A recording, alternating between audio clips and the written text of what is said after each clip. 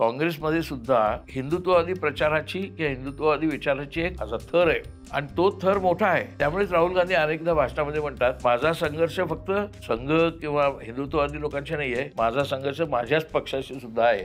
Communist विचारधारेतले जे मुद्दे आहेत ते मुद्दे हळूहळू जवळजवळ सर्व पक्ष आता बोलतात, जे पूर्वी बोलतच नव्हते. पोलरायझेशन जातीवरती झालं नाही. पाकिस्तान भारत निर्माण झाले ते धर्मावरती झाले, जातीवरती नाही झाले. आता जर भारताला आपण हिंदुत्व करून भारताचा हिंदू पाकिस्तान करत असलो तर मग काय होणार आहे? फाळणीच होणार, परत एक फाळणी होईल. अब्राहम लिंकनच्या खुन्याचं नाव अमेरिकेतल्या बहुतेक लोकांना माहिती पण नाहीये, पण आपल्याकडे मात्र अलीकडे गांधीजींपेक्षा नथुरांचंच नाव लोकांना मीडियाच्या माध्यमातून प्रचारात आहे.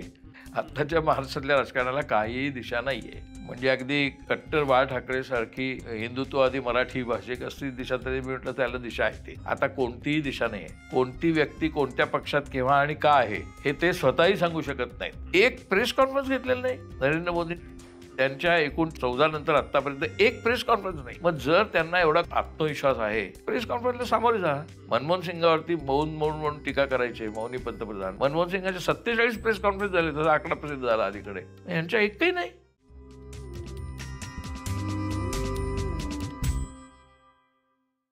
सर, राहुल गांधींना पण तुम्ही राहुल गांधींचा उल्लेख केलात म्हणून 20 वर्ष झाली राजकारणात. ते इतके प्रभावित का करू शकत नाहीत की ते एव्हाना पंतप्रधान बनायला पाहिजे होते? अजिबातच नाही. एक तर ते एव्हाना पंतप्रधान बनायला हवे ते वगैरे असल्या गोष्टींवर माझा विश्वास नाही. पंतप्रधान बनणं असं किती वर्ष तुम्ही राजकारणात आहात. मोदी किती कमी वेळ होते राष्ट्रीय राजकारणात. मोदींचा उदय खूप नंतर आहे. त्याच्या अगोदर ते मुख्यमंत्री होताच त्यांची बोंब झाली होती, पण शेवटी त्यांना वाजपेयींनी वाचवले आणि 2001 मध्ये त्यांना मुख्यमंत्री केले. मग त्यांनी गुजरात मॉडेल नावाचं एक खोटं यंत्र तयार करून आविर्भाव केला. आता सगळा डेटा क्रिस्टोफर जॅफ्रेलॉटचं पुस्तक आहे मोदीज गुजरात. त्यात मोदीज गुजरात प्रत्येक मुद्द्यावर कसा खाली गेलेला आहे, प्रगत झालेला नाही, ह्याचे पुरावे आहेत. पण आपण ते सगळं सोडून देऊया. आता तुमचा प्रश्न आहे राहुल गांधींचा. राहुल गांधींचा प्रभाव हा प्रधानमंत्री होण्यासाठी होता का? त्या ज्या काळात राहुल गांधी राजकारणात आले त्या काळात ते सगळं राजकारण घडले. जेव्हा मी सांगितलं बाबरी मशीद, मंदिर वही बनाएंगे, मंडल, हे सगळं त्याच काळात झालं आहे. त्यामुळे राहुल गांधी ज्यावेळेस राजकारणात आले, अनलाईक राजीव किंवा इंदिरा किंवा नेहरू, राहुल गांधी जेव्हा राजकारणात आले तेव्हा ते डायरेक्ट राष्ट्रसंघाने बनवलेल्या रणांगणातच आले. जे रणांगण त्यांच्या ताब्यात आहे, त्या ताब्यात त्यांच्या असलेल्या रणांगणात ते आलेले आहेत. हेच मुळे खरं म्हणजे त्यांना ते असं म्हणू शकले असते की मी काय आता राजकारणात येत नाही. त्यांचा तसा तरी राजकारणात येण्याचा पिंड नव्हता, हे सगळ्यांना माहिती आहे. त्यांनाही माहिती आहे, त्यांनीही बोलून दाखवलेलं आहे आणि सगळ्या जगाला माहिती आहे. तरी ते त्या रणांगणात उतरले. हाच माझ्या मते हा एक वेगळा गुणधर्म म्हणावा लागेल त्यांच्या व्यक्तिमत्वाचा. आणि ते उतरले. ते त्यांनी म्हटले की हा संघर्ष करायला उतरलंच पाहिजे मला. ते कधी तुम्ही पाहिलं असेल ते मी नेहरूंची हे चालवतोय विचार असंही कधी म्हणत नाहीत.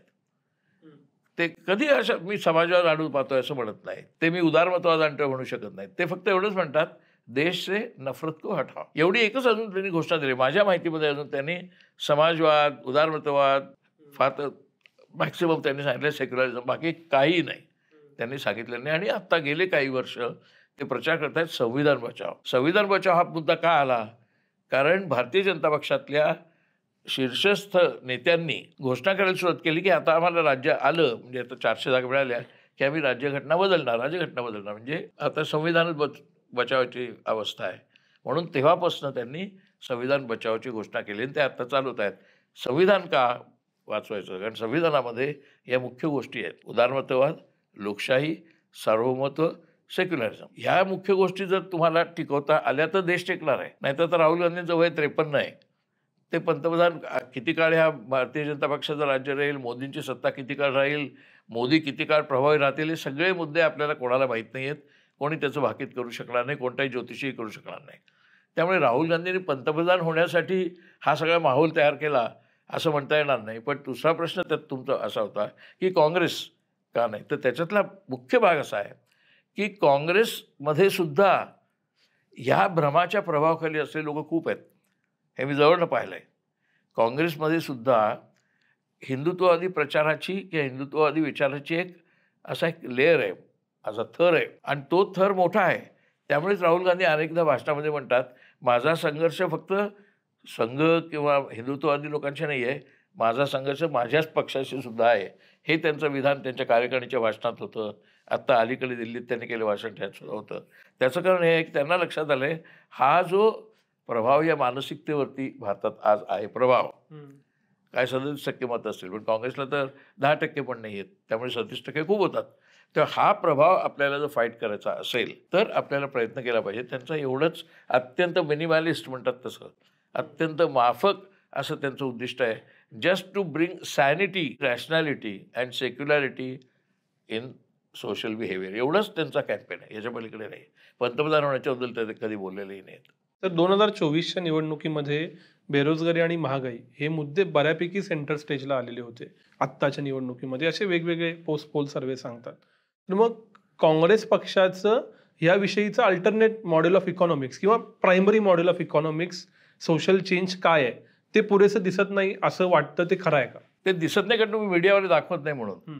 कारण त्यांनी राहुल गांधींनी ते अनेक वेळा दिलेलं आहे आणि त्याच्यासाठी त्यांनी रघुराम राजन, त्यानंतर अरविंद सुब्रमण्यम, हे सगळे लोक त्यांच्यासाठी उतरले आहेत. इवन वैष्णव, हे सगळे उतरलेले आहेत की मुख्य गोष्टी काय आहेत आत्ता. तर आपल्याला पहिली गोष्ट म्हणजे ज्याला स्मॉल अँड मिडियम सेक्टर म्हणतात, तो small and medium sector strong करायला पाहिजे. उदाहरण काय, चीनची इकॉनॉमी सुधारली. चीनची इकॉनॉमी मी गेलो 1995ला चीनमध्ये गेलो आहे आणि 95ची चीनची इकॉनॉमीची अवस्था आणि त्याच्यानंतर बरोबर 10 वर्षांनी 2005ची अवस्था, नंतर 2015 आणि आत्ता, हे असं जमीन असल्याचा फरक आहे. मग तो कुठून आला? त्यांच्याकडचे दारिद्र्य, त्यांच्याकडची उपेक्षा, त्यांच्याकडचा बकालपणा कमी नव्हता 1990च्या अगोदर. आठवत असेल लोकांना टेनमेंट स्क्वेअरचं जे आंदोलन विद्यार्थ्यांचं झालं होतं, ते 1989चं आहे. म्हणजे असंतोष तिकडे एवढ्या मोठ्या प्रमाणावर होता. 1995 नंतर आपल्याला त्यात बदल झालेला दिसतो. कारण इकॉनॉमीच्या भाषेत तुमच्या बोलायचं तर तिथे असलेला स्मॉल अँड मिडियम सेक्टर जो होता मॅन्युफॅक्चरिंगचा, तो त्यांनी बळकट केला डेंग शिओपिंगच्या काळात. त्याच्यानंतर पेझंट्री, ती जी अशी विकलांग झाली होती, ती पेझंट्री त्यांनी बळकट केली. म्हणजे कृषी व्यवस्था, त्याच्यानंतर उद्योग व्यवस्था बड्यांची नाही, बडे उद्योगपती त्यांच्याकडे पण नंतर यायला लागले होते डेंग शिओपिंग नंतर. शिवाय अमेरिकेचं कॅपिटलही यायला लागलं होतं. पण त्यांनी ठरवलं आपल्या देशातली स्वयंरोजगाराची पद्धत, स्वयंव्यवसाय नव्हे, छोटे आणि मध्यम उद्योग जे आहेत त्यांना बळकट करून ते करता येईल आणि त्याप्रमाणे त्यांनी करायला सुरुवात केली. त्यामुळे त्यांची अर्थव्यवस्था खालपर्यंत पोचली आणि मग खालून ती वर गेली. हा फॉर्म्युला, हा राहुल गांधींनी ओरिजिनल शोधून काढलेला नाही. हा फॉर्म्युला त्यांनी चीनमध्ये, व्हिएटनाममध्ये जे पाहिलं त्याच्या आधारे त्यांनी सांगायला सुरुवात केली होती की आपल्याला स्मॉल अँड मिडियम सेक्टर वाढवायला पाहिजे. आता स्मॉल अँड मिडियम सेक्टर, मोठा मासा लहान माशांना खातो पद्धतीने सगळ्या कॉर्पोरेट क्लासनी, उद्योगपतींनी आणि इंटरनॅशनल कॅपिटलनी खाऊन टाकलेलं आहे. त्यामुळे अर्थव्यवस्थेचा पर्याय आहे काही प्रमाणात. 100% प्रश्न कोणाला सुटलेले नाहीत. आपल्यालाही सुटतील असा भ्रम नाही, तो काँग्रेसलाही भ्रम नाही, राहुलला तर नक्कीच नाही. परंतु ह्या अडचणीतनं, या अरिष्टावर उपाय काय करता येतील ह्याच्याबद्दल मात्र राहुल गांधींनी अनेकदा भाष्य केलं आहे. मीडिया त्यांचं काही दाखवतच नाही. यात्रा तर मीडियाने कव्हरच केली नाही. यात्रेत त्यांच्या याविषयावर खूप भाषणं आहेत. शेतकऱ्यांना भेटलेत, लहान तरुण बेरोजगारांना भेटलेत, काही मीडियामधनं काही दिसतच नाही ते. जर तुम्ही चीनचा उल्लेख केला, जशी संघाला 100 वर्ष होत आहेत, तशी कम्युनिस्ट पक्षालाही भारतात, ओव्हरऑलच कम्युनिस्ट पक्षाला 100 वर्ष होत आहेत.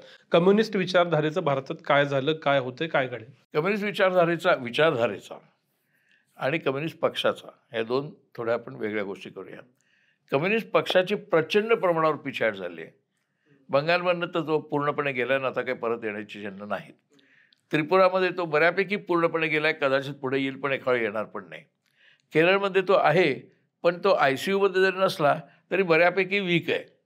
त्यामुळे कम्युनिस्ट पक्षाचा पराभव हा या तिन्ही त्यांच्या प्रमुख राज्ये जिथे त्यांच्या ताब्यात होती तिथे झालेला आहे. आता आला मुद्दा कम्युनिस्ट विचारधारेचा. कम्युनिस्ट विचारधारेतले जे मुद्दे आहेत ते मुद्दे हळूहळू जवळजवळ सर्व पक्ष आता बोलतात, जे पूर्वी बोलतच नव्हते. अगदी राष्ट्रसंघातले सुद्धा तथाकथित विचारवंत जे आहेत, अगदी दीनदयाळ उपाध्याय सुद्धा त्यांच्या माणुसकीच्या तत्त्वज्ञानामध्ये जे मुद्दे मांडतात ते प्रामुख्याने कम्युनिस्ट विचारधारेतनं आलेले आहेत. त्यामुळे कम्युनिस्ट विचारधारेचा प्रभाव हा सर्व पक्षांवरती आहे, पण तो कम्युनिस्ट पक्षातर्फे नाही आहे. आणि कम्युनिस्ट विचारधारेचा प्रभाव असा जाणार नाही, कारण तो पूर्णपणे भौतिकवादी, अधिभौतिकवादी आणि अत्यंत सरळ मटेरियल पद्धतीने प्रश्न सोडवू पाहणारा आहे. तो सुटला नाही तर त्याला काय करायचं वैज्ञानिक पातळीवरती वैज्ञानिक आणि भौतिक पातळीवरती कम्युनिस्ट विचारधारेचा प्रवास आहे. तो प्रवास कम्युनिस्ट पक्षाच्या माध्यमातून होतो. आता कम्युनिस्ट पक्ष हे त्यांचं माध्यम हे पिछेहाटला गेल्यामुळे ती विचारधारा पाठीमागे पडल्यासारखी दिसते. परंतु त्या विचारधारेचे बेसिक टेनेट्स जे आहेत त्यांचा प्रभाव सर्व पक्षांवरती आहे. आत्ता ज्यावेळेला मोदी म्हणतात मनरेगाला मी मदत करतो, या मनरेगाचा कन्सेप्ट कुठे आहे? मनरेगाचा कन्सेप्ट हा मार्क्सच्या तत्त्वज्ञानातनं येतो. किंवा आत्ता हे फूड रेशन सगळ्यांना देत आहेत, हे कुठून येतं? राईट टू फूड हा सोनिया गांधींच्या काळात आलेला आहे, मनमोहन सिंगांच्या काळात आलेला आहे. तो राईट टू फूड कुठून आला आहे? तर तो कम्युनिस्टांच्या पद्धतीतनं आला आहे. राईट टू एज्युकेशन RTE हा जो आहे हा केरळमध्ये नमोद्दीपाद मुख्यमंत्री असताना तेव्हा त्यांनी राबवलेला जो कार्यक्रम होता त्यातनं आलेला आहे. त्यामुळे विचारधारा म्हणाल तर विचारधारेचे अनेक आविष्कार सर्व पक्षांवरती सर्व राजकारणावरती आहेत. पक्षाची मात्र पिछेहाट झाली आणि आत्ता तरी अशी चिन्ह नाहीत की या तिन्ही राज्यात परत पक्ष पुन्हा उभारी घेऊ शकेल. 2047 पर्यंतचा विचार केला तर कुठली विचारधारा भारतात डॉमिनंट असेल? भांडवलवाद, समाजवाद का हिंदुत्ववाद का आणि कुठला वाद? काय दिशा असेल वैचारिक भारताची? भांडवलवाद हा विचार नाही आहे, समाजवाद हा विचार आहे. भांडवलवाद हा व्यवहार आहे. ज्यावेळेला समाजवाद या विचारसरणीचा जन्मही झालेला नव्हता त्यावेळेला काय होतं जगात? त्यावेळेला काय होतं जगात? समाजवादी विचारसरणीचा जन्म तर मुळी 1828 पर्यंत नाहीच आहे. मग त्याच्या अगोदर काय होतं जगात? भांडवलवादच होता ना, व्यापारच होता ना. ईस्ट इंडिया कंपनी व्यापारच करत होती ना. त्यावेळी कुठे मार्क्स होता? त्यावेळी कुठे कम्युनिझम होता? त्यावेळी कुठे समाजवाद होता? त्यावेळेला तर सेक्युलरिझम उदारमतवाद काहीच नव्हतं. इतिहास सगळा जर पाहाल तुम्ही तर प्रामुख्याने तो व्यापारी भांडवलशाहीच्या माध्यमातूनच वाढलेला आहे. ज्या वेळेला त्या व्यापारी भांडवलशाहीचं किंवा औद्योगिक भांडवलशाहीचं रूप हिंस्त्र व्हायला लागलं, जे चार्ल्स डिकन्सच्या कादंबऱ्यात दिसलं की तिथे कामगारांवरती कसा प्रचंड अन्याय होत होता, लहान मुलांनाही कसं मजूर करत होते, गर्भवती बायकासुद्धा कशा मजुरी करत होत्या, त्यांचे कसे छळ होत होते, त्या औद्योगिक भांडवलशाही जो छळ होत होता त्याचा प्रतिवाद म्हणून समाजवादाची विचारसरणी त्या काळात जन्माला आली की डॉमिनेट कोण करत आहे? तर भांडवलदार करतायत. कोणते भांडवलदार? औद्योगिक भांडवलदार, व्यापारी भांडवलदार. त्याच्या विरोधात विचारसरणी नंतर आली आहे. त्यामुळे पुढे काय राहील, भांडवलवाद का समाजवाद, हा प्रश्नच त्या अर्थाने बरोबर नाही आहे. कारण भांडवलवाद हा चीनमध्ये आत्ता जो आहे तो संपूर्णपणे कम्युनिस्ट नाहीच आहे विचार, तिथे भांडवलवाद पण आहे. म्हणजे त्यांनी तो इंटिग्रेट केलेला आहे. नेहरूंनी सगळ्यात प्रथम ओळखलं होतं, पंडित नेहरूंनी, की अशा पद्धतीने तुम्ही एकांगी पद्धतीने कम्युनिस्टांकडे जाऊ शकत नाही, एकांगी पद्धतीने हिंदुत्वाकडे जाऊ शकत नाही. म्हणून त्यांनी मिश्र अर्थव्यवस्था, ज्याला मिक्स्ड इकॉनॉमी म्हणतात, mixed economy and plural democracy, म्हणजे ज्यात सगळे धर्म आहेत, सगळे पक्ष आहेत, सर्व विचारधारा आहेत, सर्व हिंदुत्वाची धरून त्या सर्व विचारधारा आहेत, त्यांची प्लुरल डेमोक्रेसी म्हणजेच उदारमतवाद, आणि मिश्र अर्थव्यवस्था म्हणजे पब्लिक सेक्टरही असेल, प्रायव्हेट सेक्टरही असेल, स्मॉल सेक्टरही असेल, बिग सेक्टरही असेल, इंटरनॅशनल सेक्टरही असेल, असा मिश्र प्लुरल इकॉनॉमिक्स. हेच तर नेहरूंनी इथे मुख्य. इतका टिकला कसा देश? 1947 साली स्वतंत्र झालेला देश इतका काळ टिकला मोदींच्या हातात सत्ता जाईपर्यंत. त्याचं कारण काय? त्याचं कारण हा फाउंडेशन जे होतं नेहरूंनी दिलेलं आणि गांधींच्या विचारसरणीने दिलं ते उत्तम होतं, म्हणून तो टिकला आहे, म्हणून ते आलेत. त्यांनी हा भ्रम निर्माण केला, तो जाईल. तुम्ही सुरुवातीला असं म्हणालात की जेवढा आत्मविश्वास दिसतो तेवढा आत्ता नाही, तर 2047च्या भारतासाठी काय व्हिजन आपण ठेवलं पाहिजे की इथे जाऊ हवं आपण, दिस इज टँजिबल, प्रेडिक्टेबल, आणि ही दिशा पकडावी? मी आता मग सांगितलं तेच आहे. परत आपल्याला उदारमतवादाकडे जायला लागेल. परत आपल्याला भांडवल, स्थानिक आणि परदेशी भांडवल समाजाच्या सर्व इकॉनॉमिक सेक्टर्समध्ये आणावं लागेल. सर्व समाजामध्ये पहिल्यांदा हा असंतोष आणि विद्वेष दूर झाल्याशिवाय मुळे विश्वासार्हताच निर्माण होणार नाही. ती विश्वासार्हता निर्माण करावी लागेल. हे इतकं सोपं नाही. 2047 पर्यंत हा देश भौगोलिक राजकीयदृष्ट्या एक राहील की नाही ह्याची आज कोणी खात्री देऊ शकत नाही. ह्याची 2 उदाहरणं फक्त येतो, ती माझ्या मनातली नाही, माझ्या इच्छेचा संबंध नाही त्याच्यात.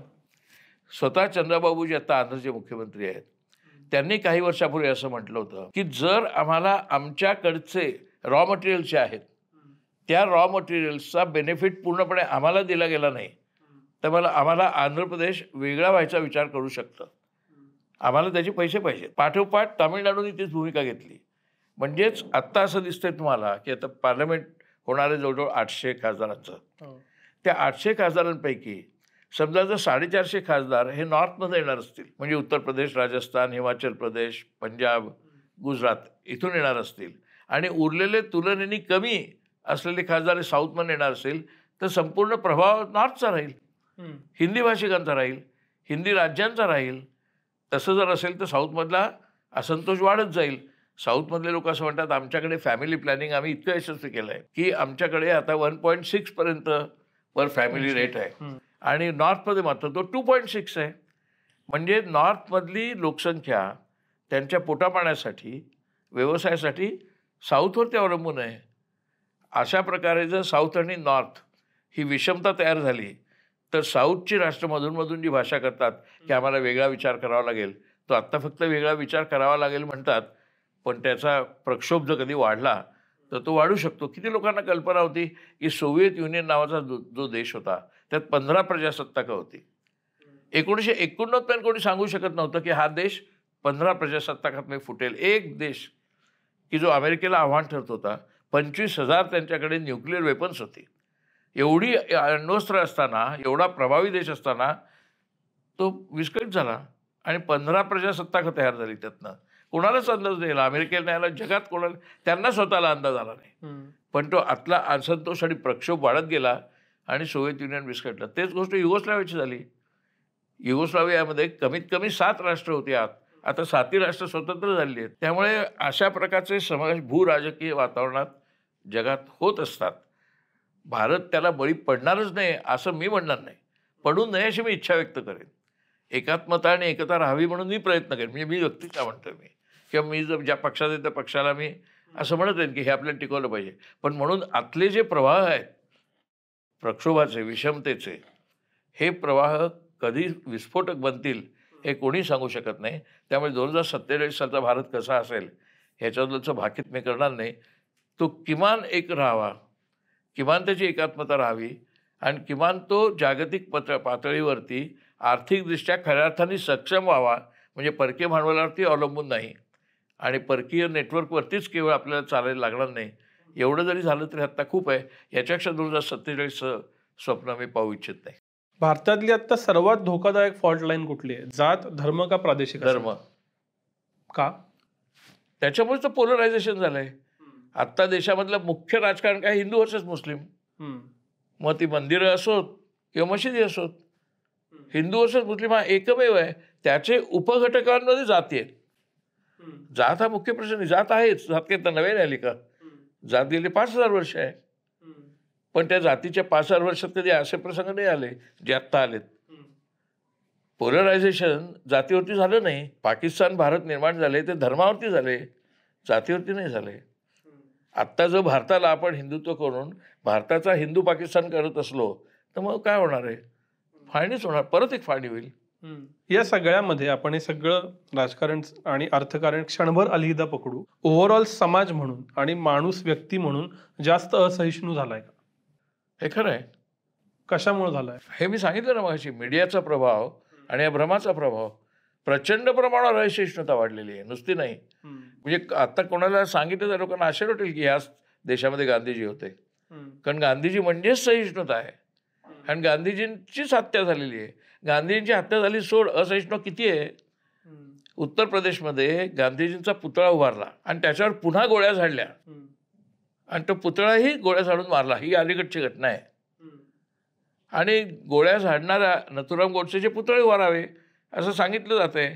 काही लोकांनी तर सांगितलं नथुरामलाच नोटेवरती छापा मोदींच्या जागी, असंही त्यांनी सांगितलेलं आहे. नथुरामच्या नावाने नाटकांच्या माध्यमातून प्रचार चाललेला आहे.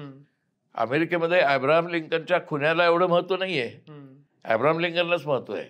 अब्राहम लिंकनच्या खुन्याचं नाव अमेरिकेतल्या बहुतेक लोकांना माहिती पण नाही आहे. पण आपल्याकडे मात्र अलीकडे गांधीजींपेक्षा नथुरामचंच नाव लोकांना मीडियाच्या माध्यमातून प्रचारात आहे.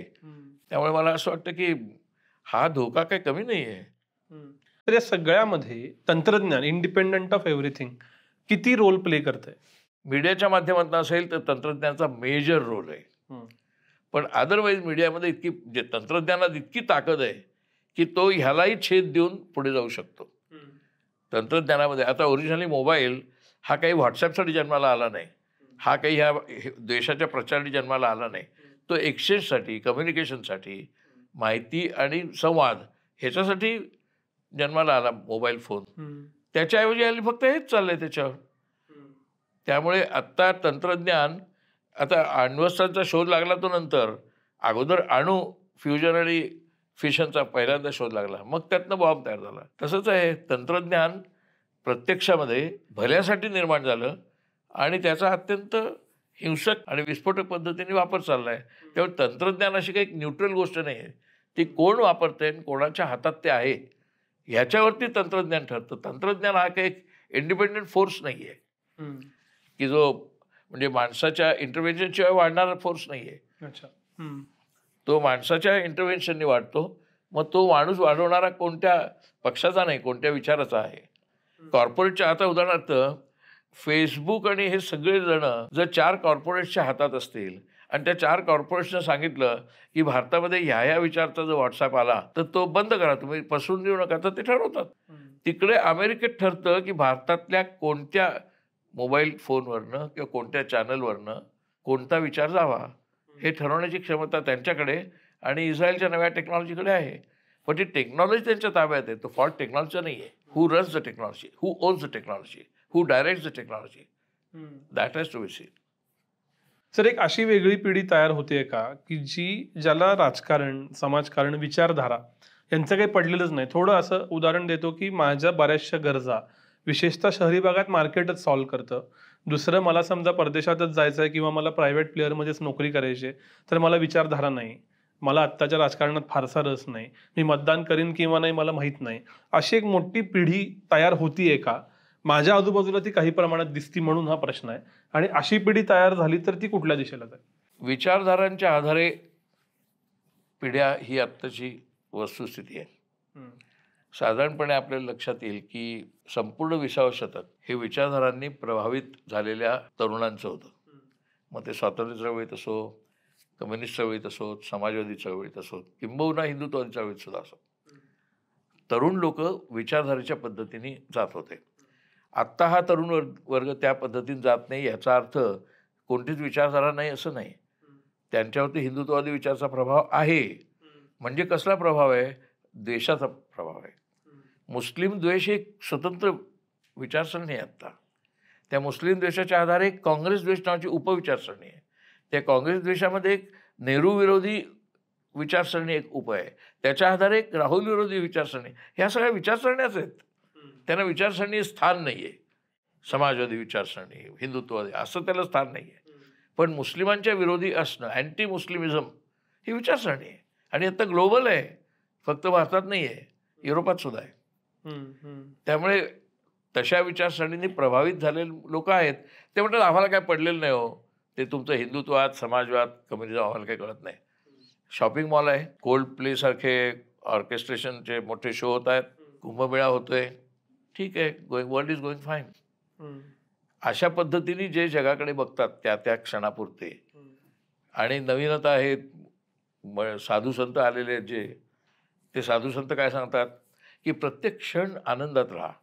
कोणाला सांगताय तुम्ही? ते उपाशी शेतमजुराला की प्रत्येक क्षण आनंदात राहा? त्या आदिवासीला ज्याची जमीन गेली त्याला तुम्ही सांगताय प्रत्येक क्षण आनंदात राहा? ज्यांची पोटं भरलेली आहेत, ज्यांना मिनिमम 1 BHK 2 BHK आहे, ज्यांचे EMI भरण्या एवढे पैसे ज्यांच्या खिशात आहेत किंवा नोकऱ्या आहेत, त्यांना तुम्ही आनंदात राहा सांगणं सोपं आहे. त्यांना ते सांगतायत. त्यामुळे तत्त्वज्ञानाचा पण आधार काय आहे? आत्ताचा विचार करा, ह्या क्षणाचा विचार करा. जास्त भविष्यात पाहू नका. जास्त भविष्यात पाहिलं की अडचणीच आहेत. ते ज्यावेळेस सारखे सांगतात जास्त भविष्यात पाहू नका, कारण जास्त भविष्यात गेले तर ते त्यांना लक्षात येईल की केवढे केवढे धोके पुढे आहेत ते. म्हणून या साधू संतांनी सुद्धा स्थितीगत विचाराचा, स्टेटस कोइझमचा प्रचार चालू ठेवलेला आहे. तो मीडियामध्ये येतो. हे सगळ्या मीडियावरती साधू संत हे सांगतात, सगळ्या. आणि सध्या सगळे मीडियावाले साधू संतांच्या मागे आहेत. नुसते कुंभमेळ्यात नाही, कायम आहेत. कुंभमेळा नसताच ते आहेत.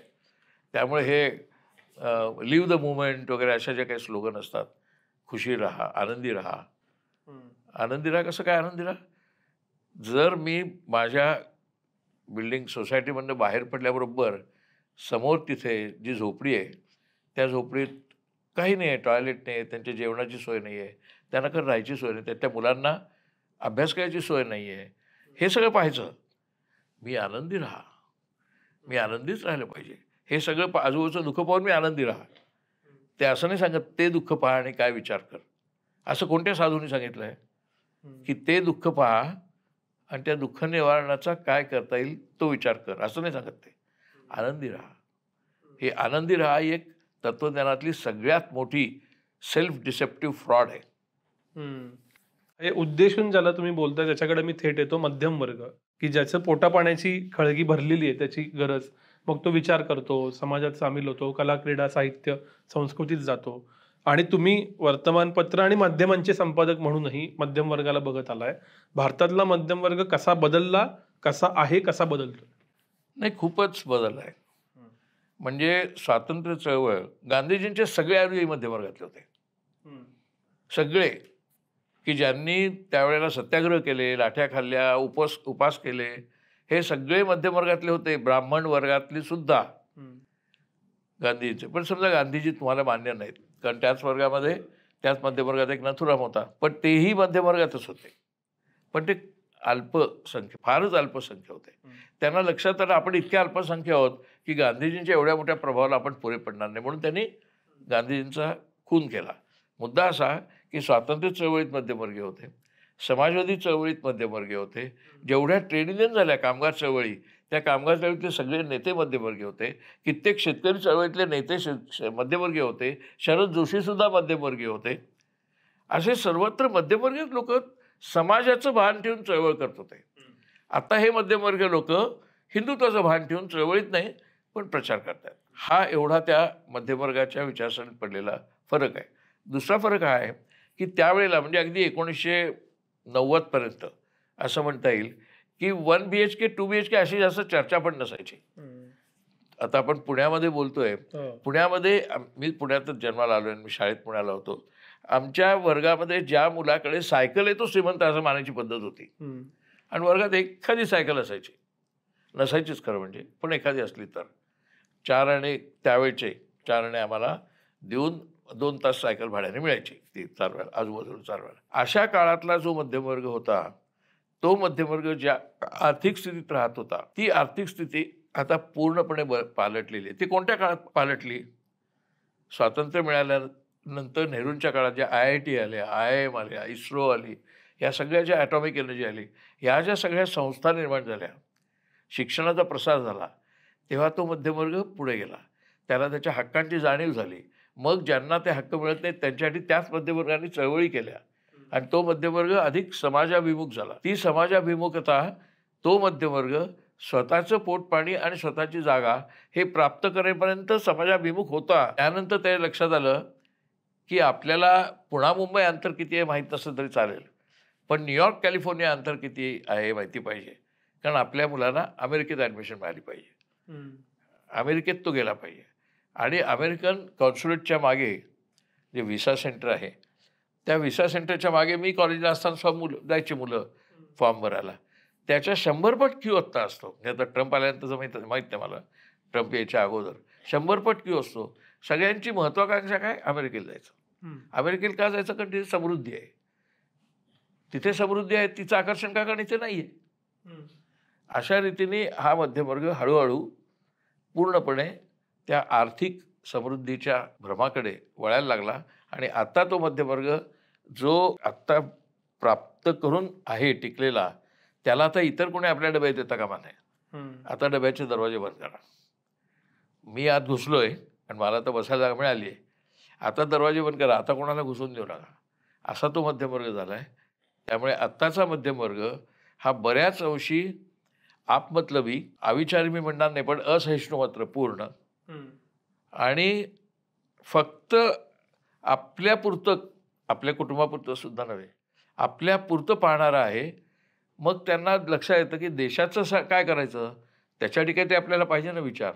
मग तो या भ्रमाने जो विचार पसरलेला आहे त्या विचाराचा तो फांदी धरतो आणि त्या फांदीला लटकतो. तो हिंदुत्वाचा विचार आहे. त्यामुळे आत्ताचा मध्यमवर्ग हा आदर्शवादी नाही आहे, तो भौतिकवादी, अधिभौतिकवादी आहे. त्यावेळचा मध्यमवर्ग हा आदर्शवादी होता आणि आदर्शवादासाठी तो क्रियाशील होत होता. आताचा मध्यमवर्ग मतलबी आहे आणि त्याच्याकडे कोणताच आदर्शवाद नाही. त्यामुळे आदर्शवादासाठी क्रियाशील होणं हे त्याचा संबंधच येत नाही. पण मग सामाजिक चळवळी का जवळपास संपल्यात ह्याच्यामुळे? हेच कारण मध्यम वर्ग हा सगळ्यात शिकलेला वर्ग आहे. आपल्या देशामध्ये 60 कोटी मध्यम वर्ग आहे. म्हणजे त्यात सगळे आले, lower middle class, higher middle class, upper higher middle class, rich class, हे सगळे लेअर मिळून संख्या 60 कोटी आहे. म्हणजे साधारणपणे 13-14 कोटी कुटुंब आहेत.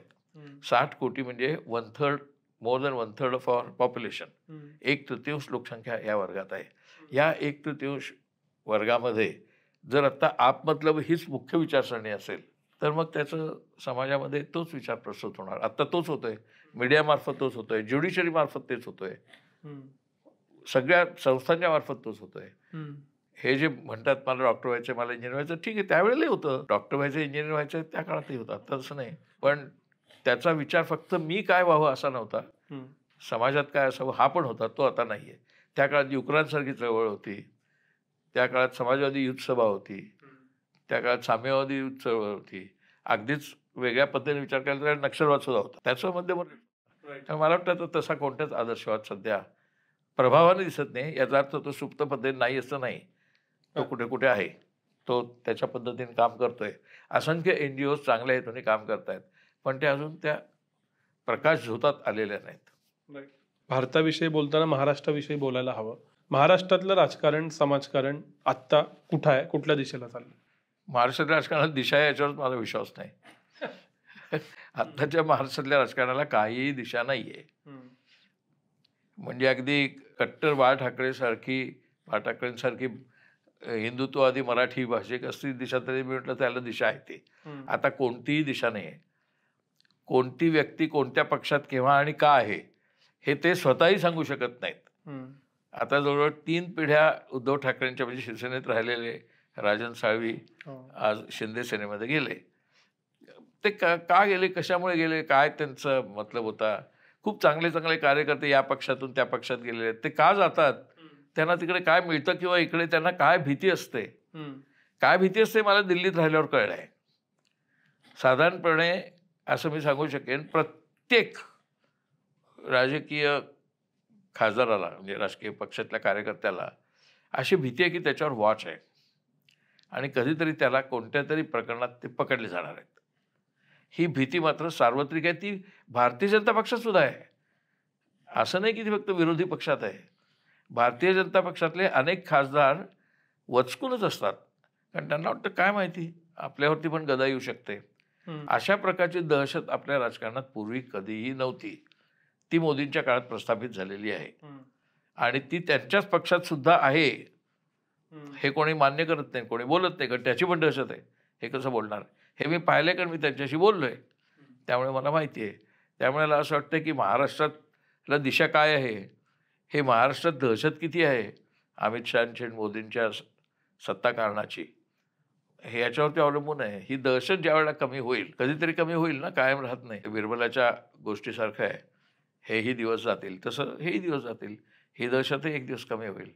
परंतु ज्यावेळी ती दहशत कमी होईल त्यावेळेला कदाचित महाराष्ट्राच्या राजकारणाचा आपण विचार करू शकू. आत्ता मला नाही वाटत कोणी महाराष्ट्र राजकारणाची दिशा याच्यावर कोणीही बोलू शकेल. दहशत आणि भ्रम असे 2 शब्द तुम्ही वापरलेत, पण तरी सुद्धा लोकांना अशा प्रकारची रेजिम का आवडते की ते त्यांना तिसऱ्यांदा निवडून आवडते? आवडते कोणी सांगितलं? मग त्याला 400 जागा का नाही मिळाल्या? आवडते तर 400 जागा मिळायला पाहिजेत आणि निदान 50% मतं मिळायला पाहिजेत. मतं 37%, जागा 240, त्यासुद्धा भरोशाच्या नाहीत, कारण त्या इलेक्शन कमिशननी ज्या पद्धतीने मॅनिप्युलेट केली इलेक्शन त्याच्या आधारे 240 आहेत. मला जर विचाराल तर या ॲक्च्युअल इलेक्शन कमिशननी डेटा प्रस्थापित केला तर 200पेक्षा कमी जागा होतील मोदींच्या, पण तो डेटाच देत नाहीत. त्यामुळे आपण 240 मागू, पण डेटा मॅनिप्युलेट करून सुद्धा 240च जागा आहेत त्यांना. त्यामुळे लोकांना ते रिजिम आवडतोय. तुम्ही निष्कर्ष कुठून काढला? त्याला पुरावा काय? आकड्यांचाही पुरावा नाही, वस्तुस्थितीचाही पुरावा नाही. सोशल मीडियावरती तर सगळ्यात जास्त टीका आत्ता या सरकारच्या एकूण धोरणांवर आणि वागण्यावरच होते. तुम्ही 6 वर्ष आत्ता दिल्लीत होता, कशी वाटली दिल्ली तुम्हाला, राजकीय, सामाजिक, आर्थिक? कारण त्याची क्युरिओसिटी. दिल्ली कशी वाटली असं म्हणजे दिल्लीच्या खासदारकीच्या काळात कशी वाटली. तर खासदारकीचा काही इम्पॅक्ट होत नाही निदान मोदींच्या काळात. कोणा खासदाराला कोणतं काही मतच नाही हो. म्हणजे आता काँग्रेसला मत आहे, मला मत आहे, समजा मला मांडणी करायची, संधीच नसते मांडणी करायची. तो स्पीकर जो असतो तो ऑर्डर खाली असतो त्यांच्या सर्रास, आणि तो तुम्हाला बोलणंच देत नाही. मग आम्ही वॉकआउट करतो, निदर्शनं करतो, सभा असं काहीतरी होतं, बस बाहेर जाऊन आम्ही सभा प्रेस कॉन्फरन्स घेतो, बोलताच येत नाही. आता ह्याचं साधं उदाहरण सांगतो मी, तो खूप कंटाळवाणा आणि मोठा विषय आहे. कंटाळवाणा अशा अर्थाने की काही होतच नाही हे सांगणं खूप कंटाळवाणं होईल ना. हे काय काय होत नाही सांगा, तर ते कसं किती कंटाळवाणं होईल. आता शेतकऱ्यांचे कायदे त्यांनी आणले, संबंध दिल्लीतला घेराव होता लाखो शेतकऱ्यांचा, 13 महिने ऊन पाऊस रात्र दिवस काही नाही, 700-750 शेतकरी मेले त्या निसर्गाच्या अत्याचारात एक प्रकारे. त्यात हे 13 महिन्यामध्ये शेतकऱ्यांच्या प्रश्नावर पार्लमेंटमध्ये यांनी चर्चा होऊन दिली नाही. जर आम्ही कोणी फार्मर्स असा विषय काढला, ॲग्रिकल्चरचा विषय काढला, की ते म्हणायचे not allowed, this is not allowed, पुढचा विषय, मग आम्ही वॉकआउट करायचा. 13 महिन्यांनी त्यांनी ते कायदे मागे घेतले. मग आम्ही विचारलं, तुम्ही कायदे आणले त्यावेळेला आम्हाला सांगितलं नाही, कायदे मागे घेतले ते का घेतले कळत नाही, त्याच्याबद्दल तरी चर्चा करा. ह्याच्यावर चर्चा होणार नाही. पंतप्रधानांनी भाषण करून सांगितलेलं आहे की आम्ही कायदे मागे घेतलेले आहेत, त्यामुळे ॲजिटेशन संपलेलं आहे. त्या राम मंदिराचं उद्घाटन झालं, त्याला राष्ट्रपतींना बोलावलं नाही. नवीन लोकसभा राज्यसभा पार्लमेंटची बिल्डिंग उभी राहिली, तर राष्ट्रपती आपल्या देशाचे हेड ऑफ द स्टेट आहेत, त्यांनाही बोलावलं गेलं नाही.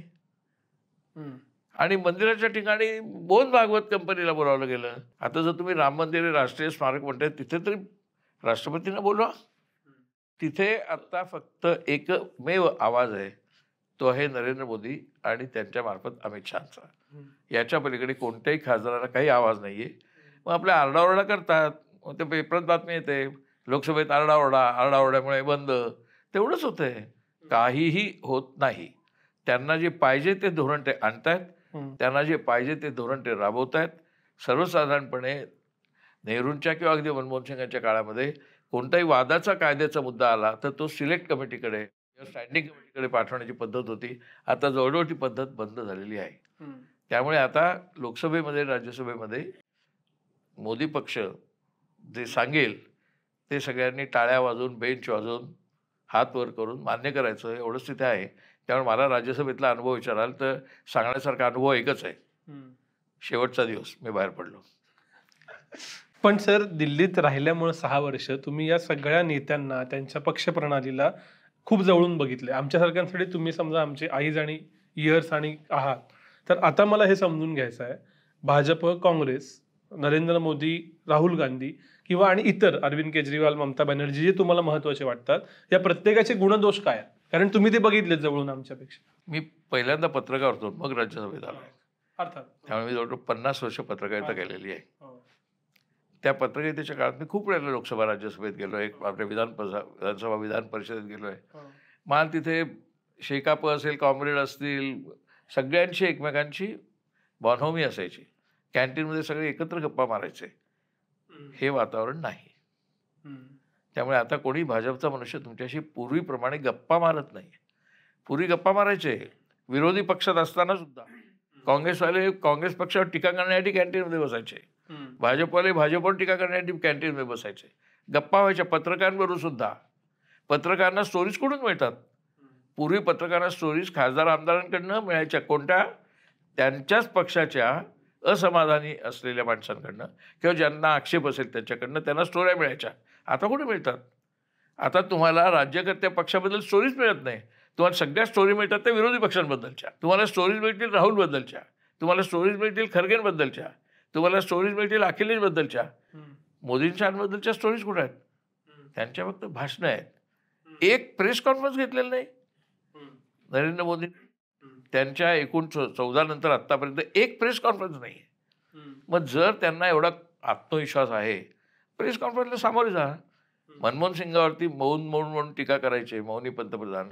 मनमोहन सिंगाचे 47 प्रेस कॉन्फरन्स झाले, त्याचा आकडा प्रसिद्ध झाला अलीकडे. यांच्या एकही नाही. बरं, पूर्वी हे निरनिराळ्या ठिकाणी जगात भंडाराला जातात, त्यावेळेला पत्रकारांना घेऊन जायचे. आता पत्रकार नाहीच. तुम्हाला जायचं तर जा. मग ते तिकडे जातात, तिथल्या भारतीय लोकांना भेटतात, ते भारतीय लोक त्यांचा गौरव करतात, मग ते भारतीय लोक कसा गौरव करतात त्या देशात ते आपल्या टीव्हीवर दाखवतात आणि जणू काही अमेरिकन लोकच गौरव करतायत, स्वीडिश लोक गौरव करतात असं आपल्याला भास निर्माण करतात. तिथे प्रत्यक्षात वर्तमानपत्रात एक ओळ सुद्धा बातमी नसते, मोदी आज अमेरिकेत आले, मोदी आज अमेरिकेतनं गेले जपानला म्हणून एक ओळ नसते. आपल्याकडे आपल्याला वाटतं काय प्रभाव पडतोय मोदींचा, तसं काही नाहीये. पण या दोघांचेही म्हणजे मोदी आणि राहुल गांधी इंडिव्हिज्युअल सॉर्ट काय आहे, प्लस पॉईंट काय आहेत, मायनस पॉईंट काय आहेत? मोदींचे प्लस पॉईंट मला माहिती नाहीत, म्हणजे आहे त्याच्यावर माझा विश्वास नाही. राहुल गांधींचा प्लस पॉईंट म्हणजे त्यांचं डेडिकेशन आणि त्यांची सिन्सिरिटी, हे जाणवतं, पदोपदी जाणवतं, कमिटमेंट, याच्यापेक्षा काही नाही. आणि उणे पण जर सांगायचं झालं तर त्यांनी पक्ष संघटनेकडे अधिक लक्ष द्यायला पाहिजे, जे आता ते देत आहेत. आज महाराष्ट्रात हर्षवर्धन सकपाळांची निवडणूक झाली आहे, ते आता संघटनेकडे दिलेलं लक्ष आहे. त्यानंतर त्यांच्याकडे काही सचिन राव, विजय महाजन अशी बरीच मंडळी आहेत की जे खालच्या पातळीवरती समाजात काम करत आहेत, पण ज्याला राष्ट्रव्यापी संघटनात्मक स्ट्रक्चर अशा अर्थाने अजून त्यांनी उभं केलेलं नाही. शेवटचा प्रश्न सर, थोडा पुन्हा डायग्रेशन आहे. तुम्ही सतत वाचन चिंतन करत आलाय आणि कित्येक दशकं करत आलाय. आज एखाद्या तरुणाला वयातल्या 20तल्या 30तल्या भारत आजचा समजून घ्यायचा असेल तर काय वाचावं, काय पाहावं, काय ऐकावं? बिपिन चंद्रांची पुस्तकं वाचावी, त्यांची खूप पुस्तकं आहेत. त्यामुळे आत्ताच्या भारतापर्यंत आपण कसे आलो याचा पूर्ण त्यांना आढावा मिळेल. बरं. त्यानंतर सुनील खिल्लानींचं पुस्तक आहे आयडिया ऑफ इंडिया, म्हणजे व्हॉट इज इंडिया, हेही आपल्याला त्याच्यातनं आपल्याला कळेल. त्यानंतर रघुराम राजनचं पुस्तक आहे द थर्ड पिलर म्हणून, किंवा मराठीत त्याचं भाषांतर झालं तिसरा स्तंभ, ते जरी वाचलं, किंवा रामचंद्र गुहांचं गांधींनंतरचा भारत असंच टायटल आहे, त्यामुळे ते जरी वाचलं तर आपल्याला एकूण काय काय झालं आहे, मग त्यात सगळं आहे. चित्रपट क्षेत्र आहे, क्रिकेट आहे, समाजकारण आहे, राजकारण आहे, अर्थकारण आहे. रामचंद्र गुहांच्या पुस्तकात सगळं आहे. गांधींनंतरचा भारत. बिपिन चंद्राचं पुस्तक 2004 येतात. स्वातंत्र्य चळवळ 2004 इतकं उत्तम प्रकारे आलेलं आहे. आणि माझ्या मते आत्ता सध्या वर्तमानपत्रात तसं काही फारसं राहिलेलं नाही. आणि त्यांनी जर मनाची स्टॅबिलिटी आणि रॅशनॅलिटी ठेवायची असेल तर शक्यतो TV डिबेट्स ऐकू नयेत कोणत्याही भाषेतली. ती जर ऐकली तर त्यांना अजूनच निष्कारण भ्रम तयार होतील निराळे. सर खूप खूप आभार. खूप थेट भविष्यवेधी आणि वर्तमानाची कायम पद्धतीने ठाव घेणारी मुलाखत घेता आली. तुम्ही वेळ दिलात त्याबद्दल खूप खूप आभारी आहे. धन्यवाद. धन्यवाद.